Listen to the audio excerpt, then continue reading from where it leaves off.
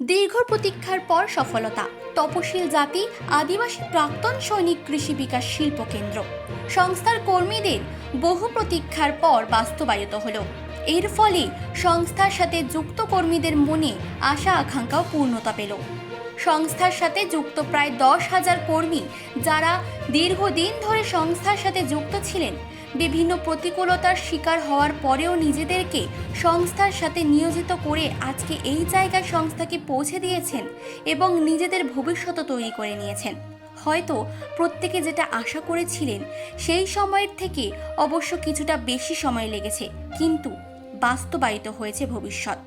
সংস্থার বর্তমান জায়গায় পৌঁছাতে সংস্থার সম্পাদক মাননীয় সৌমেন কোলে মহাশয় যেভাবে সকলকে সাথে নিয়ে কাজটি সম্পন্ন করলেন, সেটি অনেকাংশেই বিরল থেকে বিরলতর ঘটনা, যার ফলস্বরূপ সমস্ত কিছু নীতি নিয়ম মেনে 2024 সালের মার্চ মাস থেকে তার সুফল কিছুজন হলেও পেতে শুরু করেছেন। ধাপে ধাপে গতিও বাড়ছে। আগামী সেপ্টেম্বর মাস পর্যন্ত প্রায় প্রত্যেকেই যারা সংস্থার সাথে সক্রিয়ভাবে যুক্ত আছেন তারা এই সুবিধার আওতায় চলে আসবেন। তার প্রক্রিয়াকরণও শুরু হয়ে গেছে।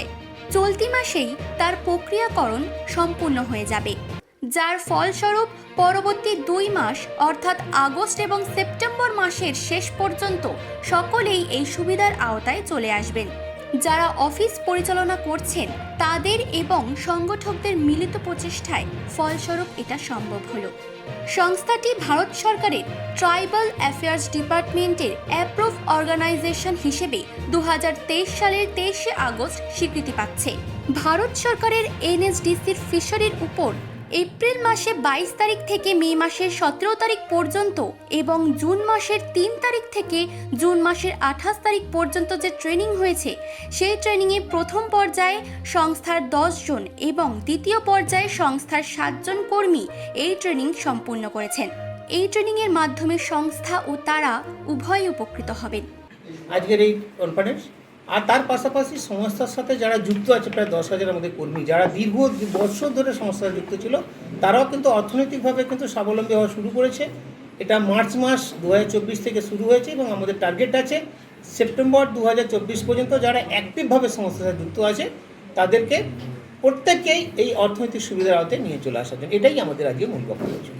সেক্ষেত্রে মূলত কোন কোন এরিয়াগুলো বা কোন কোন জায়গা? অল বেঙ্গল ফিশারির ওপর যেটা হয়েছে, এটা দুটো পার্ট আছে, একটা মিঠা জল, একটা লবণাক্ত জল।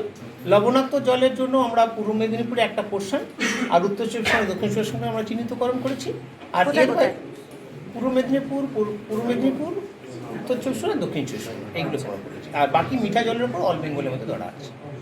ইতিমধ্যে এই প্রজেক্টের আন্ডারে কতজন কাজ করছে একসাথে? না, ওরকমভাবে না, আমাদের সংস্থার সাথে 10,000 কর্মী যুক্ত আছে।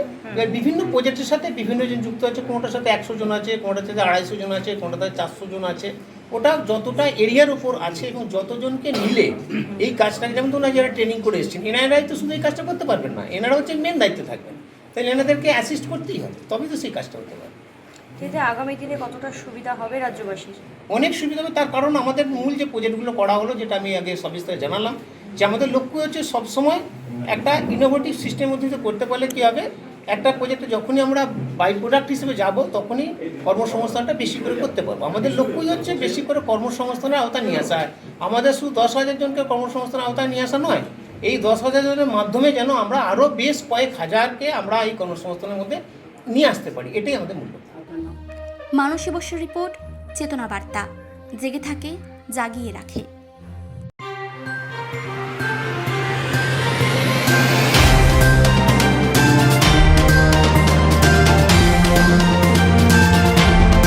চেতনা বার্তা, জেগে থাকে, জাগিয়ে রাখে।